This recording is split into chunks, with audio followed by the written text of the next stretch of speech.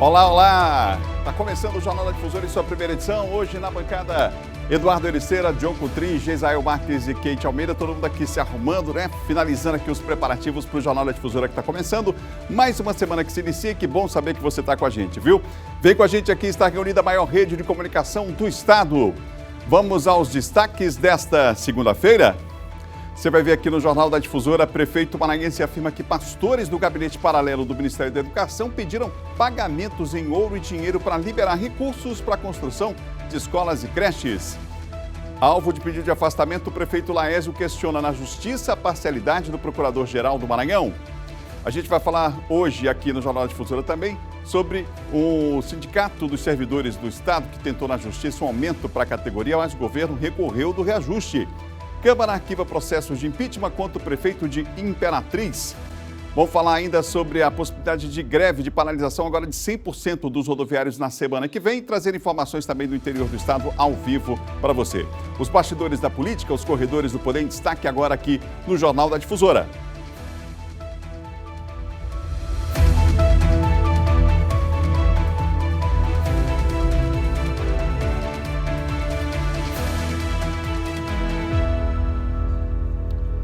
Uma hora mais 16 minutos e você ligado aqui no Jornal da Difusora nessa tarde, né? Nessa tarde de segunda-feira. Vamos juntos aqui, você vai participando do nosso WhatsApp, vai mandando sua mensagem aí pra gente, dizendo qual bairro que você está, qual cidade que você mora e acompanha o nosso programa. 989-9196-8622.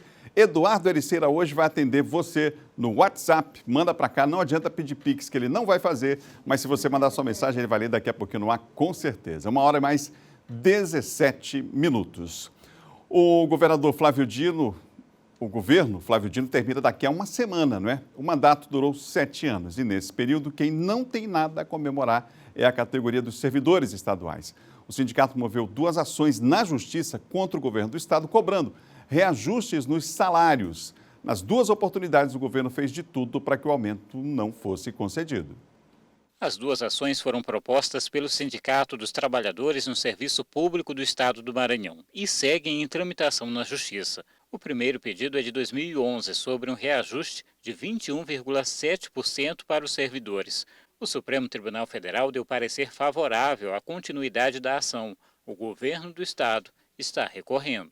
O governo do Estado do Maranhão entrou com uma ação rescisória em 2020 e a Justiça do Maranhão, através do desembargador Castro, concedeu uma liminar mandando suspender a implantação dos 21,7% no contra-cheque dos servidores públicos do Estado do Maranhão até o julgamento do mérito. A outra ação pede reajuste de 5,14% proposto em 2012. Nesse caso, o parecer da Justiça foi favorável ao governo e o sindicato é quem está recorrendo. O Estado também entrou com uma ação rescisória e a Justiça deu a liminar para o Estado. Está suspenso e teve o julgamento do mérito, agora em 2021, onde nós perdemos por 5-4. Segundo o presidente do Sindicep, o resultado representa 8 anos sem reajustes para os servidores. Nunca na história administrativa do Maranhão, onde estou um governador como o governador Flávio Dino, se empenhou tanto em querer derrubar as ações dos servidores públicos do Estado do Maranhão. E a gente percebe que, além do governador ter dado 9% de reajuste em um quadro geral onde as nossas perdas salariais correspondem, em média, a 50%, ele ainda não satisfeito, ainda tenta tirar esse direito nosso na Justiça, que são as ações que nós temos na Justiça.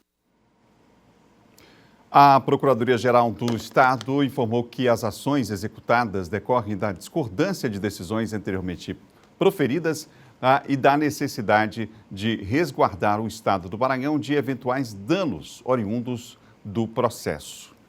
Traduz para a gente, Kate Almeida. Boa tarde para você. Bem técnica a nota, né? É simples, Adalberto. Muito boa tarde para você. Resguarda o Estado e acaba com o servidor, né? Com o trabalhador. É mais ou menos isso, né? Isso. É uma briga antiga e que, de certa forma, é uma queda de braço que os servidores perdem ao longo dos últimos 8 anos, como bem disse aí o representante do sindicato, né? Uma briga que vem ali há muito tempo. E, infelizmente, há 7 dias aí do fim desse mandato, certamente não vai ser para o lado dos servidores que esse braço vai tender, né? Muito pelo contrário. Eles já perderam, inclusive, uma das brigas aí, que foi um dos reajustes, a outra corre, estão aguardando ainda, né, a questão do mérito, mas é algo que vai ficar para quem vai chegar, né? E aí, claro que essa perda vai seguir, até porque, como eu disse ainda há pouco, a queda de braço aí, com certeza, chega a ser até desleal. 1h mais 20, Gisael. Eu gostaria de dizer o seguinte, olha, boa tarde a todos, né? Tanto aqui no estúdio quanto quem está em casa. O governo Flávio Dino teve muitos acertos, mas ninguém é julgado por seus acertos. Nós somos julgados pelos nossos erros. E um dos erros do governador Flávio Dino foi exatamente ter tentado se esconder atrás de narrativas de problemas importantes do Estado. Narrativas como, por exemplo, no ano passado, dizer que deu o maior aumento para o servidor público de todo o Brasil, 9%. Narrativas como dizer que paga o maior salário para professores do Brasil. E, na verdade, nós temos os professores e toda a categoria de servidores públicos, nesse instante, batendo as portas do governador Flávio Dino, faltando poucos dias para que ele deixe o governo. Se você se esconde das misérias do mundo, uma hora o mundo bate às suas portas. E se o governador Flávio Dino se escondeu desses problemas, ele encerra o governo com esses problemas batendo às suas portas. E sendo julgado não pelos acertos todos que cometeu em 7 anos e meio de governo, mas sendo julgado pelos erros por aquilo que deixou de fazer. 1h22, vamos juntos até as 2h17 aqui com o Jornal da Difusora. Já já a gente volta a girar com os nossos comentaristas trazendo os bastidores da política. Agora a gente vai falar de um assunto que está repercutindo muito, inclusive hoje pela manhã, novidades, mudanças aí.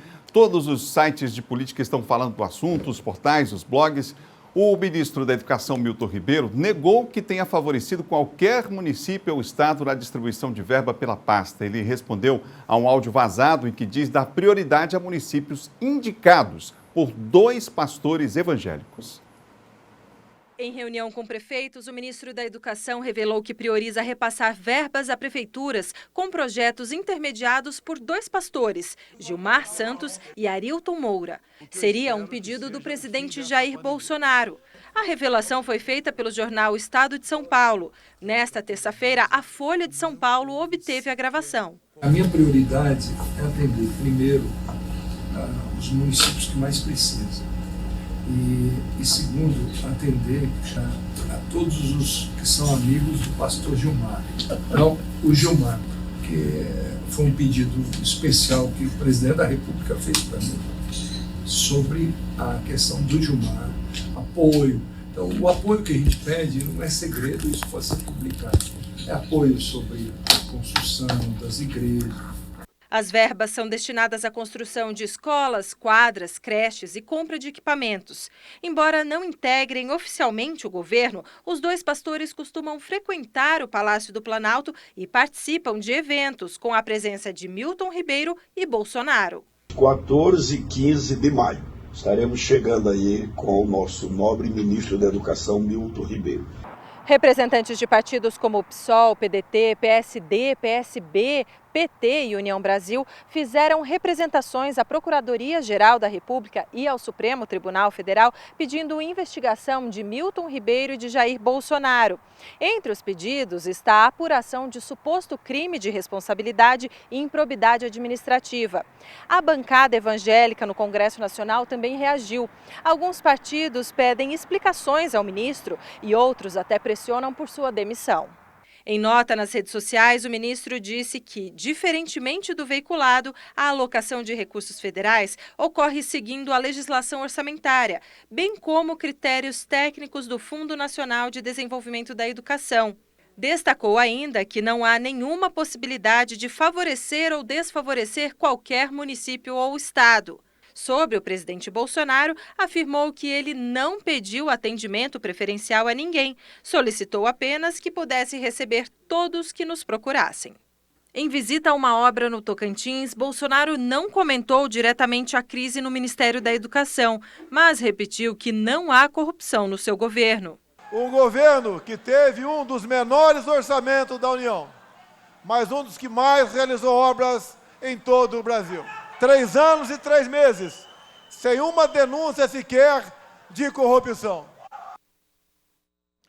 Olha, agora o Congresso Nacional quer explicações sobre esse caso, sobre essa crise aí do Ministério da Educação. Vamos para Brasília agora com a Raniele Veloso, que está por lá, e tem mais detalhes para a gente. Olá, Raniele, boa tarde para você. O Congresso agora quer explicações, né? Boa tarde, Adalberto Melo. Boa tarde a todos que nos acompanham ao vivo direto de Brasília. É isso mesmo, viu? Várias frentes no Congresso estão pedindo a convocação do ministro da Educação, Milton Ribeiro, e também do responsável, presidente do FNDE, Fundo Nacional de Desenvolvimento da Educação, Marcelo Pontes, que já foi do gabinete do ministro da Casa Civil, Ciro Nogueira. O escândalo, né, veio como uma bomba aqui para o Palácio do Planalto, que orientou que Milton Ribeiro fique mais na dele por esses dias. E o Centrão e os militares já estão pensando no próximo nome que pode substituir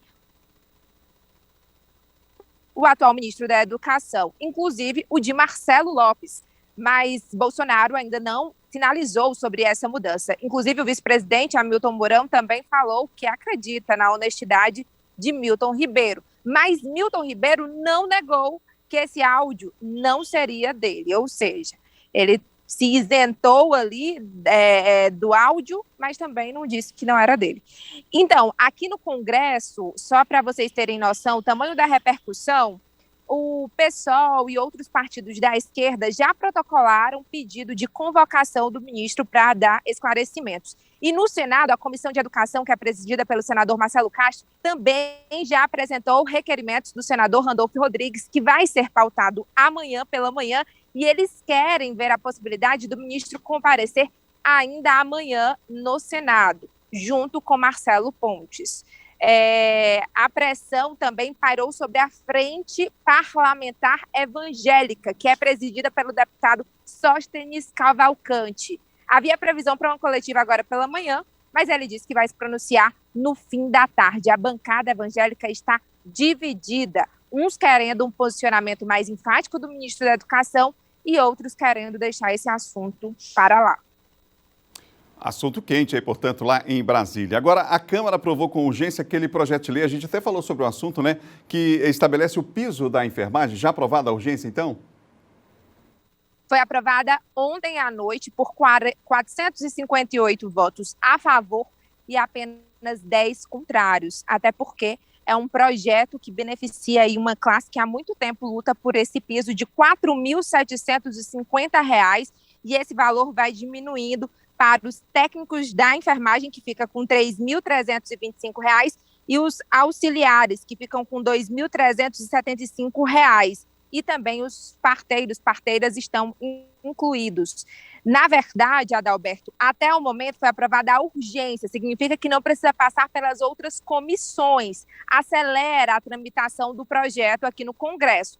Daqui a 5 semanas, exatamente 5 semanas, ainda vai demorar um pouquinho, aí sim Arthur Lira vai pautar o mérito, ou seja, o conteúdo desse projeto no plenário da Câmara e, se aprovado, vai para a sanção do presidente Jair Bolsonaro. Eles querem esse tempo para conseguir a fonte de custeio. A deputada Carmen Zanotto, que presidiu o grupo de trabalho que originou nesse projeto de lei, ela disse que eles vão encontrar uma solução para proporcionar esse piso, principalmente nos hospitais filantrópicos e também na rede pública. Já o deputado Tiago Mitrô, que é líder do Novo, acredita que esse projeto pode gerar fechamento de hospitais, porque não vão ter de onde tirar esse dinheiro. Mas acontece que tem parlamentares do Maranhão, inclusive, comemorando a aprovação, porque é ano eleitoral.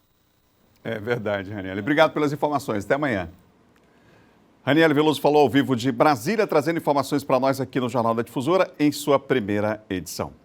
A gente vai voltar a falar sobre essa crise no Ministério da Educação. A gente começou trazendo informações aí com a Raniele sobre o assunto, mas a gente vai voltar ao tema agora, hoje, Isael, porque tem um prefeito maranhense que diz que os pastores do gabinete paralelo do Ministério da Educação, eles pediram pagamento em ouro e dinheiro para liberar recursos para a construção, por exemplo, de escolas e creches. É isso mesmo? Eu não sei se vai dar tempo da gente mostrar o áudio. Dá tempo da gente mostrar o áudio do prefeito? Se não der, eu posso narrar aqui o que aconteceu, tá? Mas já que a gente está falando de pastores aqui, eu gostaria de convocá-los ao livro de Gálatas 6:8, na Bíblia, que diz que o que semeia na sua carne, da carne ceifará a corrupção. O que semeia no espírito, do espírito ceifará a vida eterna.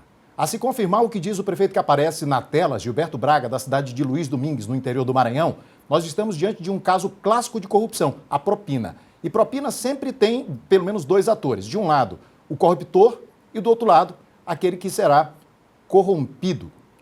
O pastor Arilton Moura teria oferecido 15 mil reais, aliás, teria pedido ao prefeito 15 mil reais apenas para protocolar demandas da prefeitura junto ao Ministério da Educação e mais 1 quilo de ouro quando essas demandas fossem atendidas. Portanto, senhoras e senhores, o pastor estaria, nesse caso, no papel de corruptor. O prefeito diz que ficou calado diante da proposta do pastor e, portanto, teria resistido e não teria se corrompido. A Bíblia diz, resistir ao mal e ele fugirá de vós. A considerar esse contexto, o pastor estava agindo pelo mal e o prefeito estava resistindo. O pastor estava semeando na carne para colher a corrupção. Agora, o que me deixa triste é que certamente o pastor dirá aos meus irmãos evangélicos que isso tudo é obra do demônio, é invenção do diabo, é mentira. E o que me deixa mais triste ainda é que os meus irmãos evangélicos tenderão a serem corrompidos por esse discurso de que tudo isso é obra do diabo. Vamos ouvir aí o áudio, dá para colocar o áudio? Eu acho que a gente pode fazer isso até o fim do programa, mas agora a gente está com um probleminha aqui. Por favor, então, já que a gente está falando de Bíblia e de pastor, eu quero deixar aos nossos irmãos aqui uma leitura de 2 Pedro, capítulo 2, versículo 12. Os falsos mestres são como criaturas irracionais, movidas pelo instinto, que nascem para serem apanhadas e mortas, e como animais serão destruídos por sua própria corrupção. 1h32, se você ligar aqui no Jornal Difusora. Eduardo queria fazer um complemento aqui. Eu queria comentar rapidamente, Adalberto, depois dessa leitura aqui da palavra do Geisel, graças a Deus para abençoar todos nós, mas por caminho do bem, né? Isso que é o que todo mundo espera, não é isso? Muito boa tarde, Geisel, boa tarde, Kate, John, Adalberto, a todos que nos acompanham. Olha, cada vez mais estão confundindo, né? Misturando mesmo os próprios políticos e até religiosos também, a política com a religião, que eu acho que tem que ser colocada meio de lado. Mas falar em relação a essa questão do comentário, hoje, mais uma vez, o presidente Jair Bolsonaro confirmou, né, segundo o presidente, que no governo dele, no governo dele não existe corrupção. O que é isso? Não existe sequer denúncia, segundo ele, né? Segundo denúncias de corrupção. Isso é uma denúncia de corrupção, não é a primeira denúncia de corrupção. Eu fico me perguntando, não só os eleitores do presidente Jair Bolsonaro, quem votou, quem vai votar, ou quem deixou de votar, ou enfim, quem aprova ou quem desaprova aí, o governo do Jair Bolsonaro. Ele disse que não tem um nome citado, isso me preocupa bastante em esquemas de denúncia. A família dele já teve o nome citado em vários esquemas, e se eu aprendi isso com meu pai. Toda a educação hoje, todo o caráter que eu tenho, eu devo a meu pai. E enfim, os filhos também devem fazer isso, né? Inclusive está na Bíblia, né? Que o Geisel acabou de ler, uma passagem da Bíblia tem escrito isso, que tem que ser reflexo aí, os filhos têm que ser reflexo do pai. Enfim, o presidente Jair Bolsonaro disse que não tem um nome citado em relação à questão de denúncias aí de corrupção no seu governo. Eu fico me perguntando, e vários políticos já fizeram isso, inclusive aqui no estado do Maranhão, quando acontece isso com algum secretário, com alguém do escalão ali enfim, do prefeito, ou do governo do estado, ou do próprio presidente da República, como é que o presidente diz, teoricamente, a pessoa que ele coloca para ser ministro, para ser secretário, no caso, prefeito e governador, é gente de confiança dele. E a pessoa diz, o líder do executivo disse, olha, eu não tenho nada a ver com isso. Diz até que eu não sou nem amigo da pessoa, que eu não tenho nada a ver com isso, que eu não conheço a pessoa, quer dizer, quem colocou ali? Quem coloca é o líder do executivo. Então é de se lamentar, é mais uma denúncia de corrupção que vai ser investigada e o presidente teima em dizer que no governo dele não existe nenhuma denúncia de corrupção. Foi mais uma de várias que a gente já percebeu e que já viu. E aí, Eduardo, se o presidente fala que no governo dele não tem corrupção, mas há denúncias relacionadas ao mandato de deputado federal. Ontem mesmo, o Ministério Público Federal apresentou uma ação à Justiça para que se investigue uma servidora chamada Valda Saí, que era servidora da Câmara Federal, mas que não prestava serviço em Brasília. Na verdade, ela cuidava dos negócios particulares do presidente Jair Bolsonaro e da vendia também, né? Tinha uma venda de açaí. Inclusive, a Folha de São Paulo foi, em um dia normal como hoje, né, e constatou que a servidora não estava em Brasília, né, ela que era funcionária do gabinete, mas estava com sua venda. Né? Então, há uma denúncia feita contra o presidente Bolsonaro muito grave, porque o Ministério Público Federal constatou realmente que ela não prestava serviço em Brasília, mas mesmo recebendo salário no gabinete do então deputado federal Jair Bolsonaro. Ou seja, é uma denúncia grave que não é oposição, não sou eu e você, mas é o Ministério Público Federal que ofereceu essa denúncia. Então, cabe uma investigação e o presidente tem que falar sobre isso. Né? Quando, acerca das vezes que foi perguntado sobre essa questão, ele sempre fugia, se irritava, né? Mas dessa vez é uma denúncia formal contra ele. 1h mais 36, você ligado aqui no Jornal da Difusora. Kate Almeida, as pautas continuam trancadas lá na CCJ, a Comissão de Constituição e Justiça da Assembleia Legislativa? Seguem trancadas. Eu queria até pedir a Geisael que começasse uma oração para ver se destranca também essa pauta por lá na Assembleia, porque tem mais de um mês e caminha aí para continuar dessa forma. Mais uma semana em que na imagem a gente vai mostrar ali o Márcio Sonais... Vamos exorcizar a tranca-pauta, né? Como você falou aqui outro dia. É bem isso, viu? Olha a imagem aí, o Márcio Sonais solitário lá, né? Ele que está presidente da CCCJ, e por lá continua sem quórum. E aí, sem a presença dos nobres deputados, que deveriam estar por lá trabalhando, né? No cumprimento das suas obrigações, analisando e votando, portanto, essas pautas importantes, inclusive as do governo do Estado, as que já foram encaminhadas pelo próprio governador e, por enquanto, nada. Somente ali uma conversa solitária e as cadeiras vazias. E a gente segue se perguntando até quando, né, que isso vai seguir por aí. Até porque a gente sabe que o clima na Assembleia é dos deputados buscarem aí cada vez mais se viabilizarem, né? Buscarem cuidar das suas vidas, mas aí esquecem que foram eleitos, cada um pelos seus partidos, aí para cuidar do povo também, dos interesses desse mesmo povo. E vai chegar agora, né? A gente já está caminhando aí para o finalzinho do primeiro semestre, daqui a pouquinho vem o segundo semestre e nada caminha. E mais uma vez a eleição, chegando em outubro. Então você que está em casa, só para sua ciência, né? Mais uma semana sem deputados ali ocupando as suas cadeiras, né? Buscando as suas frentes para exatamente conversarem, né? E votarem as pautas que são urgentes, entre elas a própria educação. E segue tudo trancado. Aguardando aqui, viu, Geisal, vamos fazer uma corrente, né, de oração aqui, que é para ver se vai destrancar por lá alguma coisa. Mas, pelo visto, essa semana segue desse mesmo jeitinho. É bom lembrar que esse trancamento da pauta, só rapidamente, Adalberto, acontece aí, ainda acontece, persiste, como a Kate trouxe, acho que há 9 dias, se não me falha a memória, a partir do dia 2 de abril, o vice-governador Carlos Brandão assume aí o executivo estadual. 7 dias, Eduardo. Pois é, 7 dias, né, Kate? Até menos tempo. Isso vai interferir, será que também no próximo governo que vai assumir? Complicada essa situação. Vamos acompanhar. 1h mais 38, você ligado aqui no Jornal da Difusora. E olha, o deputado Ciro Neto falou em entrevista sobre especulações, aí são várias, né, em torno da posição do presidente da Assembleia, Otelino Neto. Não foi isso, Geisel? Exatamente. Se a gente pudesse veicular um pedacinho da fala do Ciro em entrevista à nossa co-irmã Rádio Educadora, vamos colocar aí a fala do Ciro. O deputado Otelino, até então, está onde sempre esteve, que é com o senador Everton. Né? Eu não vi nenhuma fala, não vi nenhum pronunciamento dele dizendo o contrário.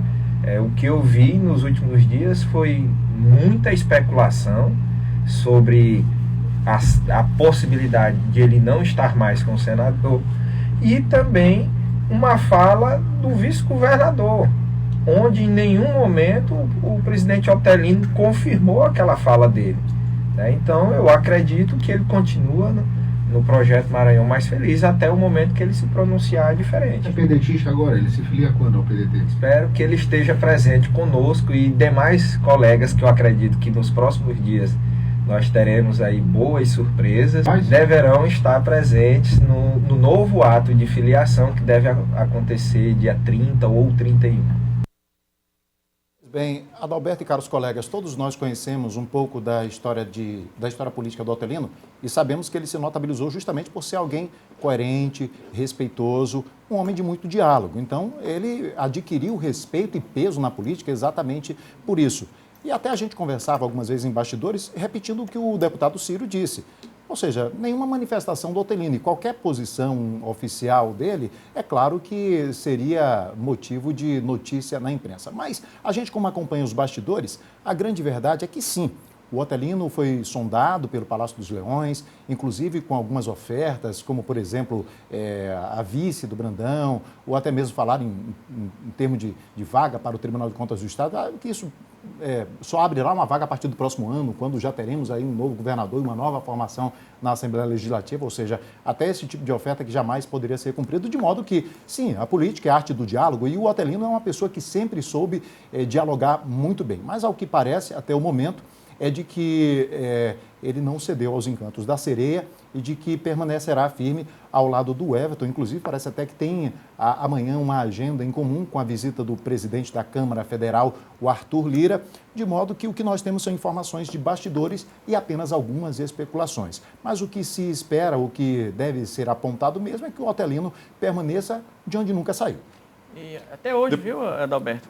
Eu estive hoje na Assembleia Legislativa, o deputado Otelino chegou na Assembleia, né, mas ele estava no telefone e a imprensa querendo conversar com o Otelino, não é?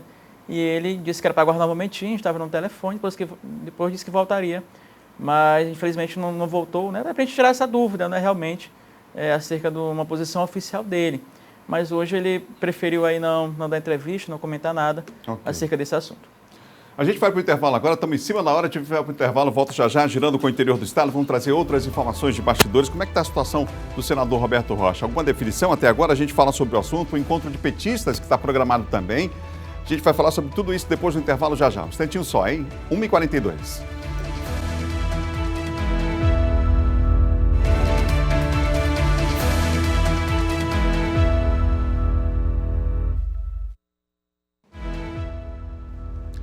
Já voltamos, 1h e 45 minutos, de volta com o Jornal da Difusora em sua primeira edição. Hoje é que dia? Eu perdi agora, quarta-feira, tá vendo? A pessoa passa um dia sem vir para o programa e perde a noção do fuso horário de tudo. Hoje é dia 23, hoje é quarta-feira, estamos em São Luís, Maranhão, Brasil. Vamos lá.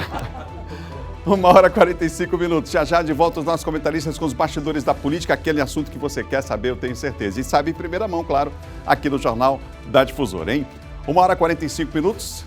Você já pensou em morar pertinho da praia, hein? Pagando prestações que cabem no seu bolso? Chegou a sua hora, o Costa Araçagi Condomínio Clube é para você. ITBI, registro grátis, condições especiais, facilidades no seu financiamento, área de lazer completa, apartamentos de 45 e 47 metros quadrados. Chama aí no WhatsApp, vai, chama agora para fazer o melhor negócio da sua vida. 991090335 ou 991884845. Seja para investir ou para morar, o Costa Araçagi é o lugar. O empreendimento Franeri Tenda.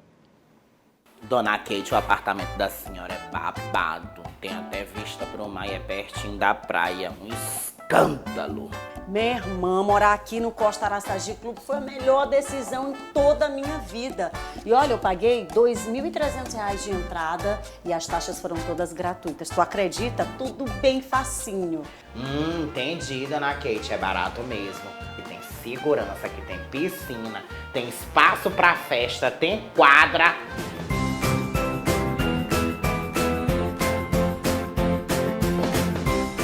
Seja para investir ou morar, o Costa Araçagi Clube é o lugar. Ô, vizinha! Dona Kate, agora nós somos vizinhas. Menina! Eu apliquei os meus investimentos no Costa Araçagi Condomínio Clube e realizei o meu sonho. Costa Araçagi é pra você. O empreendimento Franeri Tenda.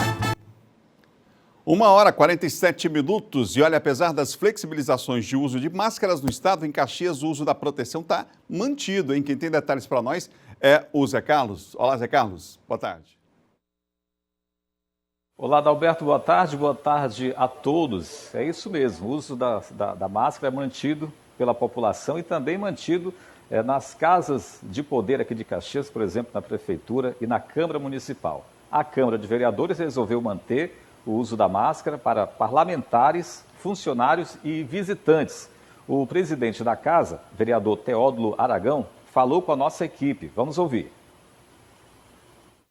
Precisamos ainda permanecer com o uso da máscara, assim como também aqui na Câmara a gente exige a apresentação da carteirinha de vacinação, o seu comprovante, de forma ou no celular ou através do cartão, mas pelo que estamos vendo nos noticiários, né, em tudo que está acontecendo no mundo, ainda no momento precisamos manter o protocolo como diz a vigilância, como diz os decretos, como diz a televisão, como diz todo mundo, então a gente precisa se proteger ainda. É isso, Adalberto. Todo cuidado é pouco em relação a essa pandemia. É com você. Obrigado pelas informações, Zé Carlos. 1h48. 1h48 se você ligado aqui na TV Difusora. Obrigado, Zé Carlos.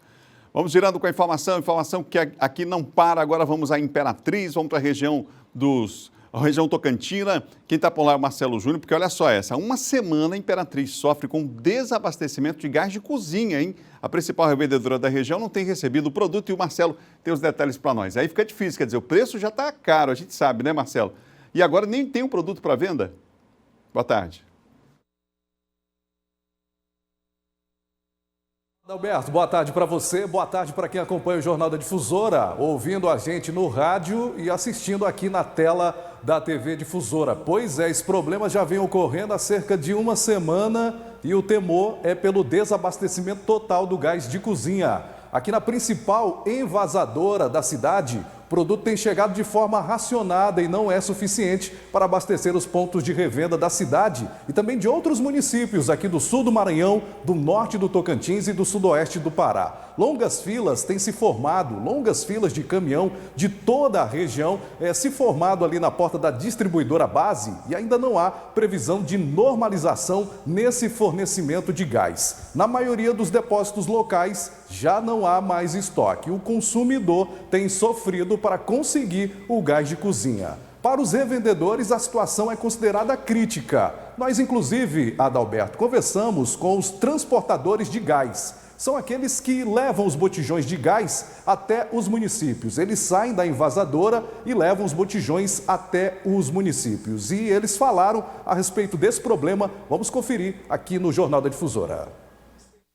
Fiquei sabendo agora e o promotor de venda mandou uma mensagem no WhatsApp. Dizendo que não tinha aqui. Você saiu que hora lá de Sampaio? 5h40. 5h40, né? Quantos botijões tem aí? 240. E aí desses 240 botijões, você teria que voltar com eles hoje ainda, né? Era o correto. Tô sem gás já lá. Lá na cidade já tá faltando já? Começou a faltar. Quem tava tendo era eu. Aí agora vai acabar daqui pra meio-dia, não tem mais. A troca lá tá quanto? R$120.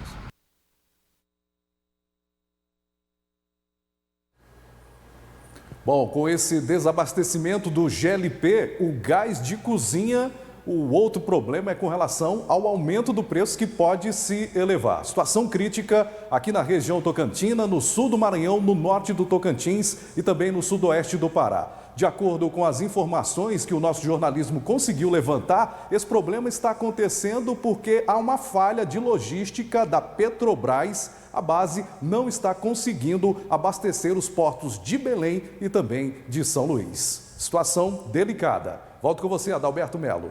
Delicadíssima, viu? Um abraço a todos aí em Imperatriz. Imagina se tivesse com preço, né, em conta, em condição das pessoas comprarem. Está caro e agora está difícil de encontrar o produto, né? Faltam 9 minutos para as 2 horas da tarde, você ligado aqui no Jornal da Difusora. A gente continua falando sobre Imperatriz porque a Câmara de Oncotrim arquivou o processo de impeachment contra o prefeito Assis Ramos. O segundo pedido do Alberto, na semana passada, houve um pedido, foi arquivado, mais uma vez, e a Câmara de Vereadores rejeitou, pela grande maioria. Apenas 6 vereadores ali de oposição votaram favoráveis ao recebimento da denúncia, e os outros demais foram contra, não é? A gente viu também, observou, Adalberto, ali na Câmara de Imperatriz, muitos populares, não é? Inclusive,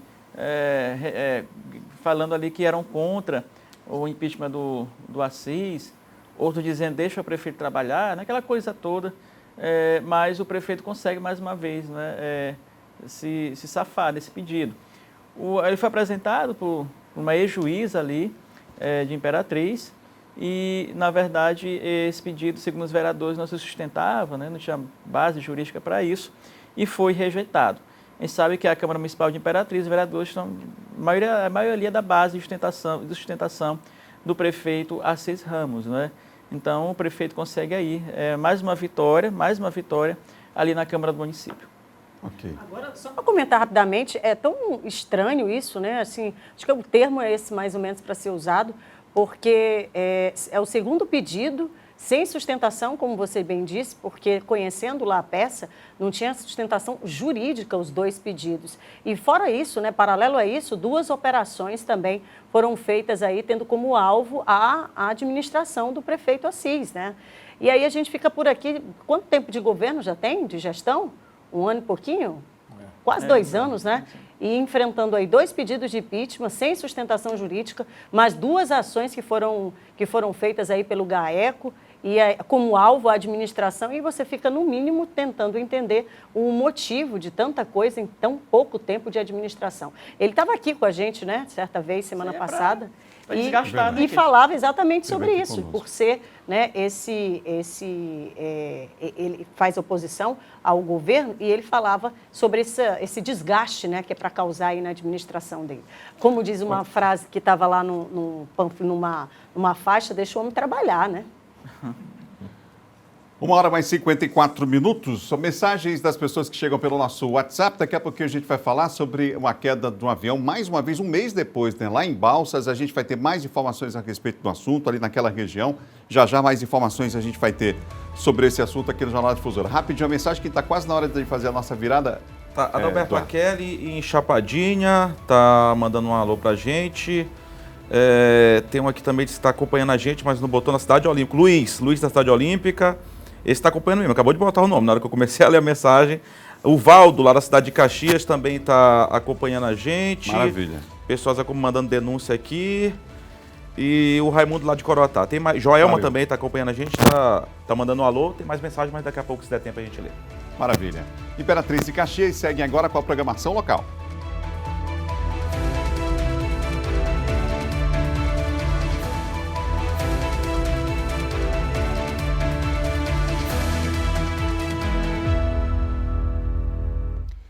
Hoje pela manhã, um avião Seneca bimotor de prefixo PTEZD422 caiu em Balsas, no bairro da Trizidela. A aeronave saiu de São Luís com destino a Goiânia para revisão. Abasteceu em Balsas e já ao decolar estourou o motor. O piloto e um mecânico estavam a bordo. Uma equipe da TV Difusora em Balsas está a caminho do acidente e a qualquer hora nós podemos entrar aí com novas informações. Esse é o segundo acidente aéreo do município de Balsas em 30 dias. No dia 23 de fevereiro, um outro avião caiu em cima de uma casa, também sem vítimas, né? Que triste coincidência, exatamente um mês depois, 30 dias depois. Também foi numa quarta-feira, fim da manhã. Lamentável. A gente daqui a pouco vai ter mais detalhes, mais informações. Agora vamos aos destaques dos municípios com a Jéssica Lima.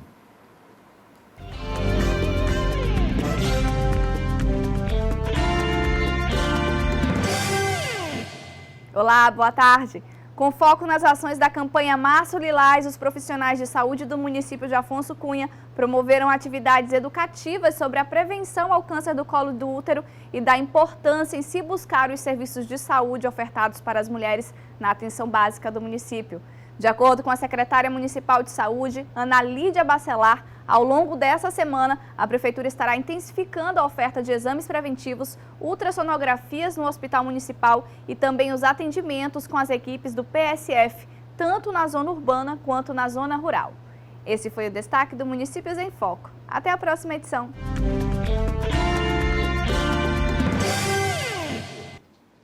Depois do intervalo, a gente continua com os bastidores da política, os corredores do poder em destaque com os nossos comentaristas, hein? Faltam 3 minutos para as 2 da tarde. A gente vai falar também sobre a situação dos rodoviários. Eles podem entrar em greve geral, gente. A partir da semana que vem, o Ciro vai atualizar as informações sobre esse assunto já. Depois do intervalo, um instantinho só.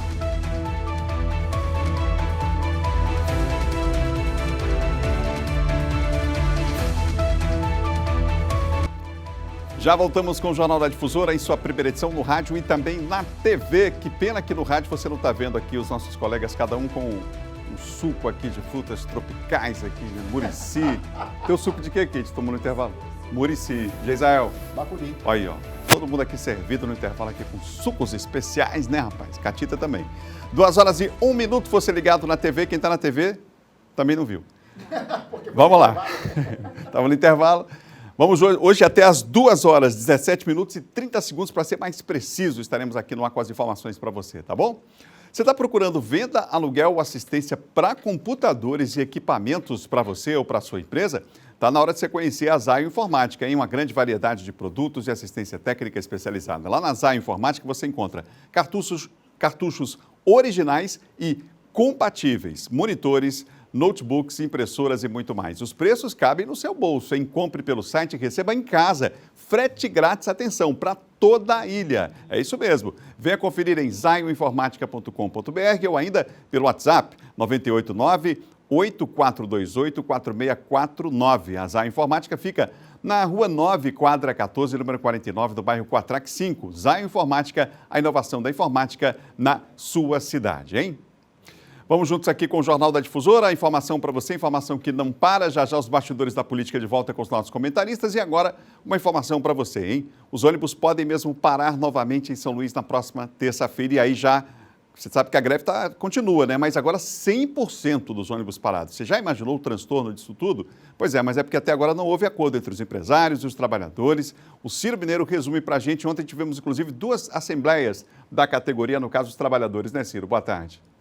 É isso mesmo, viu, Adalberto? Boa tarde a você, boa tarde a todos aí no estúdio e também a quem acompanha o Jornal da Difusora na sua primeira edição. Ontem ocorreram 2 assembleias, né, que foram realizadas pelo Sindicato dos Rodoviários do Maranhão, né, e que reuniu aí os trabalhadores rodoviários. Após a segunda assembleia que aconteceu durante a tarde, o presidente da entidade, né, o Marcelo Brito, que é presidente do Sindicato dos Rodoviários do Maranhão, ele anunciou, né, e isso foi uma decisão tomada em comum acordo, não só pelo sindicato, mas principalmente pela categoria, né, por todos os trabalhadores rodoviários, que se até a próxima segunda-feira não houver uma decisão em torno desse impasse, né, que resultou na paralisação do transporte público aqui em São Luís e que permanece somente com 60% dos ônibus circulando na capital, os rodoviários vão cruzar os braços totalmente na próxima terça-feira. Ou seja, na próxima terça-feira, dia 29, a cidade já amanhece sem ônibus circulando em toda a grande São Luís. Essa foi a decisão das 2 assembleias realizadas no dia de ontem, né? Os rodoviários, então, estão dando aí mais uma semana de prazo, né, para que se tome uma decisão, para que município, empresários e também a Justiça do Trabalho possa decidir, né, em relação às reivindicações dos trabalhadores, que reivindicam principalmente reajuste salarial e aumento do valor do ticket alimentação. É importante a gente destacar, Adalberto, que hoje, exatamente hoje, dia 23, completam 35 dias, né, dessa paralisação, dessa greve dos trabalhadores rodoviários aqui em São Luís. Nos primeiros 4 dias da greve, a paralisação foi de 100%. Logo depois, né, os ônibus voltaram a circular em torno de 80% e por fim, após uma decisão da Justiça do Trabalho, né, foi mantido aí a operação de 60% da frota circulando aqui em São Luís. Mas a gente vem com essa notícia, né, exatamente para que a população, acima de tudo, já se prepare para a possibilidade desse grande transtorno que deve afetar aqui a cidade de São Luís, caso não se chegue a nenhum acordo, caso esse impasse não seja resolvido, vai ter sim greve de ônibus, greve dos trabalhadores rodoviários a partir da próxima terça-feira, dia 29. Voltamos com você, Adalberto, aí no estúdio. Obrigado, Ciro, pelas informações. Repetindo que a greve não acabou e agora há um acirramento da situação aí, porque pode chegar a 100% essa paralisação, mais uma vez aqui na capital do estado do Maranhão, né? São 2 horas e mais 5 minutos, você no rádio, na TV, acompanhando as principais notícias, os bastidores da política, os corredores do poder aqui no Jornal da Difusora. O vice-governador do estado, Carlos Brandão, se filiou hoje ao PSB, em cerimônia que foi realizada em Brasília. Além de Brandão, se filiaram ao partido o ex-governador de São Paulo, Geraldo Alckmin, e o senador de Santa Catarina, Dário Berg. O evento contou ainda com as presenças do presidente nacional do partido, Carlos Siqueira, e do governador Flávio Dino. 2 horas e 5 minutos, que bom saber que você está com a gente acompanhando aqui o Jornal da Difusora em todo o estado do Maranhão. John Coutrinho, me diz uma coisa, o senador Roberto Rocha segue indefinido quanto ao partido, à candidatura, como é que está essa situação? Atualiza para a gente. Segue sendo aberto. Ontem eu entrei em contato com o senador Roberto Rocha Já que a janela partidária está fechando, né, ele precisa se decidir acerca, primeiro do partido e depois da candidatura. Se será senador, candidato a senador ou governador.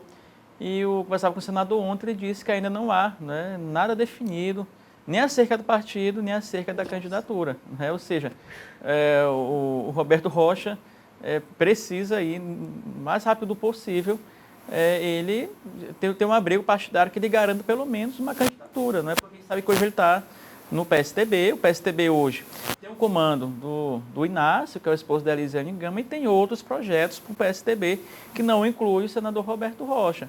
Então ele precisa ir, até há conversas de que ele tem tratado com o presidente Bolsonaro, tem conversado com o presidente Bolsonaro para que também em conjunto, não é, haja uma definição acerca do projeto também do Bolsonaro aqui no Maranhão.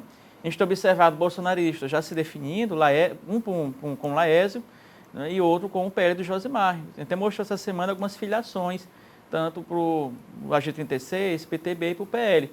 Enquanto isso, o Roberto Rocha fica aí, né, sem saber para onde é que vai, sem rumo definido. E ele conversava comigo ontem, está conversando ainda, está dialogando com pessoas próximas a ele, lideranças também lá em Brasília, para o mais rápido possível tomar uma decisão. Mas está demorando muito, né, Adalberto?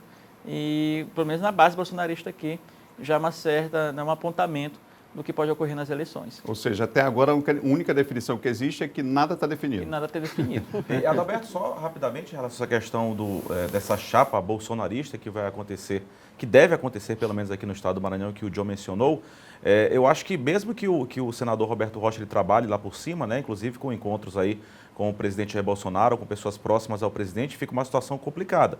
Porque nesta semana mesmo a gente percebe uma aproximação bem maior entre o AGI 36 e o PTB, e tem pré-candidatos do PTB ao Senado Federal. Tem o pastor Cavalcante, o pastor Bel, enfim, que se mobilizam aí, que tentam aí consolidar essa pré-candidatura. Na verdade, já é pré-candidato, consolidar a candidatura ao Senado Federal. Então, eu acho que, como o John mencionou aqui, todos sabem, a janela partidária está fechando, então é uma situação bem delicada. Eu acho que o senador tem que correr, de fato, para tentar aí a candidatura mesmo ao Senado Federal, consolidar a candidatura ao Senado Federal, já que a chapa bolsonarista aqui está bem consolidada já. Ok. E não só ele, como o filho dele também, né? O Roberto Rocha, que é candidato a deputado federal, né? Agora, uma informação, viu, colegas e você em casa, o próprio senador tem conversas, viu, paralelas, inclusive, com o próprio senador o Everton, viu, conversas, inclusive, de bastidores para sair candidato pelo grupo. Aí, portanto, são 2 horas e 9 minutos, a gente vai continuar acompanhando, trazendo as informações para você. Olha só, a gente falou ainda há pouco do Laésio, alvo de pedido de afastamento, o prefeito, né, Laésio, questiona, no caso, na Justiça, a parcialidade do Procurador-Geral do Estado, Gesael. O Eduardo Nicolau, chefe do Ministério Público Estadual, fez o pedido de afastamento do Laésio. Entretanto, olha só que interessante, seria algo que deveria ocorrer em segredo de justiça. E é justamente o que Laésio está questionando, é esse comportamento, o fato de o teor da peça ter, inclusive, vazado. E aí ele tem levantado a suspeita ou a suspeição em cima dos atos do procurador Eduardo Nicolau. Inclusive levantando aí algumas questões que poderiam envolver até a política, pelo fato de o procurador ter aparecido dias atrás em foto com o vice-governador do estado. Uma coisa pode não ter nada a ver com a outra, porque há inclusive fotos que são feitas em meio a eventos ou a relações institucionais, mas eu vou usar a palavra que a Kate usou alguns minutos atrás. Causa muita estranheza que algumas pessoas, alguns políticos na corrida eleitoral venham sofrendo nos últimos dias, eu não vou chamar de perseguição, mas vou dizer assim, ações por parte da Justiça, por parte de câmaras de vereadores. É muito sintomático que em um ano eleitoral a gente tenha esse tipo de coisa e parece assim que de forma muito direcionada, apenas a adversários políticos. Eu acho que até coincidência, vou até usar mais um termo, né? Parece assim até uma certa coincidência. Eu falava ainda há pouco do prefeito de Imperatriz, o Assis,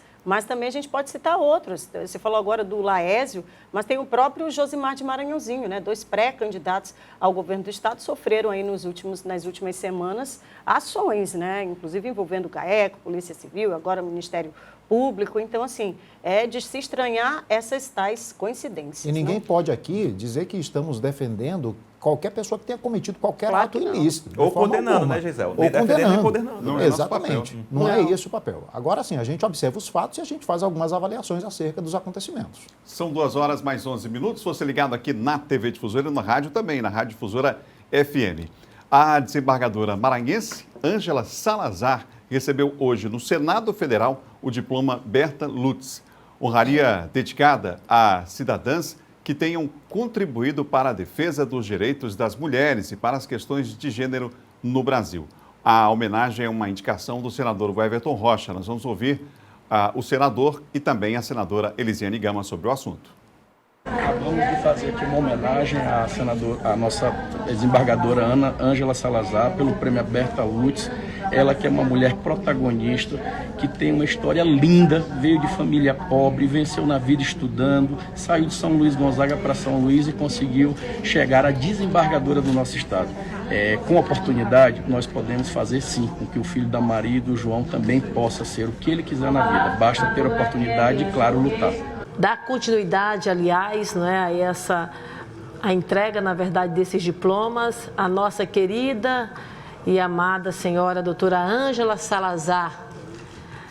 Ângela Salazar é desembargadora do Tribunal de Justiça do Estado do Maranhão, vice-presidente e corregedora do Tribunal Regional Eleitoral do Estado.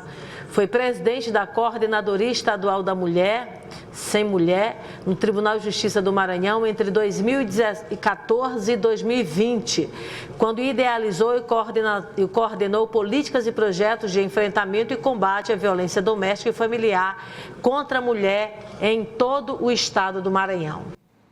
São 2h e mais 13 minutos, 2h13. Aqui no estado está previsto um encontro estadual de petistas. Kate Almeida tem mais detalhes. Kate. É isso mesmo, recebi hoje esse informe aí do próprio Honorato, né? Ele que está presidente aí da sigla aqui no município. Honorato Fernandes. Esse encontro deve acontecer na última semana do mês agora de abril, portanto, no próximo mês. Hoje, inclusive, tem uma reunião marcada às 17 horas. São muitos os representantes de sindicatos, incluindo aí a CUT, né? Enfim, são muitos. E aí, hoje, às 17 horas, devem marcar, inclusive, essa data, definir essa data que deve acontecer agora na última semana de abril. O importante se diga que é um encontro que quer discutir aí essas políticas públicas, inclusive já com vistas, né, a candidatura aí do senador Everton. E, dentre as discussões, não só as políticas públicas, mas também aquilo que está regindo aí as entidades de classe, tá? Então, isso deve acontecer, a gente vai seguir aqui com essa informação, tão logo se tem a data, a gente traz aqui. Vamos falar da eleição na Câmara de São Luís. Eduardo Ericeira, o Otávio Sueiro já declarou aí quem vai apoiar nessas eleições? Pois é, Adalberto, inclusive esse assunto a gente debateu ontem aqui no JD primeira edição. E do Podemos, só faltava, na verdade, para fechar o apoio de toda a bancada do Podemos na Câmara Municipal, justamente do primeiro secretário, Otávio Sueiro. E ontem o Paulo Vitor, que é pré-candidato e tem maioria dos votos, pelo menos é que tudo indica, ele mesmo confirma, e a gente tem acompanhado a essa movimentação na Câmara Municipal, já chega a cerca de 20 votos, o outro pré-candidato é o Gutenberg Araújo. Ao que tudo indica, o Paulo Vitor caminha aí. O John trouxe ontem que o Osmar Filho já confirmou que a eleição deve ser no início de abril, ali pelo dia 4 de abril, mais ou menos, e ao que tudo indica, já caminha bem aí o pré-candidato Paulo Vitor, deve se consolidar, ao que tudo indica, como presidente da Câmara Municipal de São Luís, com mais esse apoio. Fechou agora o Otávio Sueiro, já tinha o apoio dos outros 3 vereadores, são 4 vereadores do Podemos, o Otávio Sueiro, o Marcial Lima, o Domingos Paz e o Chaguinhas, confirmando então mais uma bancada no apoio a ele. Eu não sei se a gente tem tempo, Adalberto, disponibilidade de colocar, inclusive, o vídeo aí que o Paulo Vitor gravou juntamente aí com o vereador Otávio Sueiro. Vamos colocar. Existe algo na política chamado maturidade. E esse processo, eu acredito que seja um processo superado já, a eleição interna da Câmara. O Paulo, eu só peço a Deus que ele tenha sabedoria e equilíbrio para conduzir a Câmara Municipal de São Luís pelos próximos 2 anos. Tá, então, Adalberto, praticamente consolidando é mais um apoio, né? O Álvaro Pires já tinha declarado também na semana passada, não estava compondo aquele grupo que a gente já mencionou aqui em outras edições aqui do JD. Então está caminhando bem forte aí para se consolidar como presidente da Câmara Municipal, o vereador Paulo Vitor. Keide Almeida, o deputado Duarte ameaça retomar a aliança com o Josimar Maranhãozinho? Pois é, vai dar tempo, rapidinho, né? Falando aqui rapidamente, pois é, ele ficou um pouco chateado, né? Acho que a palavra deve ser essa, em razão aí de algumas questões internas do partido e procurou, né? Nós tivemos a informação de que ele teria procurado aí exatamente o Josimar de Maranhãozinho pedindo abrigo lá para ele no PL, né? A gente espera os próximos dias para desenrolar aí essa expectativa de bastidor ainda, mas teria a ver com relação ao Viva, né? Ele ficou um pouco chateado em razão ali do vice-governador, né, Carlos Brandão, ter oferecido lá o Viva. Então, em razão disso, ele ficou chateado e aí foi buscar abrigo no seu antigo ninho, né? Que na verdade foi algo que ele esteve aí lá nas disputas pela prefeitura, né? Disputas municipais, e agora ele volta mais uma vez a conversar com o Josimar de Maranhãozinho e não está muito disposto não, viu? Mas assunto para os próximos dias que a gente traz aqui para detalhar melhor. Teve o seu feudo ameaçado, o Viva, né? Que pode ser entregue para o MDB em troca de apoio ao Carlos Brandão. Amanhã ele vê como uma espécie de propriedade, o Viva e o PROCON também, né? Amanhã voltamos, hein? Tentei Boa contato tarde com o pra você. deputado e não respondeu, mas tudo bem.